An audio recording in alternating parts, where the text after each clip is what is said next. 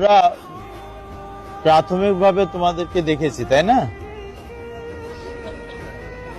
এই একাডেমি তোমাদেরই একাডেমি, কারণ একাডেমির অবস্থান কোথায়? যশোরে। তোমাদের জন্য দেখো স্পেশাল একটা দিনে আমরা ট্রায়ালে করেছি, ব্যবস্থা করেছি, তাই না? মানে তোমাদের একটু আমরা অ্যাডভান্টেজ দেওয়ার চেষ্টা করেছি, তাই না? তো তারপরেও একটা প্রতিষ্ঠান টিকে রাখার জন্য, যেহেতু তোমরা এই যে হাজার হাজার অংশগ্রহণ করে, হাজার হাজার তো আমরা নিতে পারবো না। নিতে পারবো? আমাদের তো বাছাই করতে হবে। বাছাই করে যারা সেরা, আমাদের চোখে যারা সেরা তাদের আমরা নিব।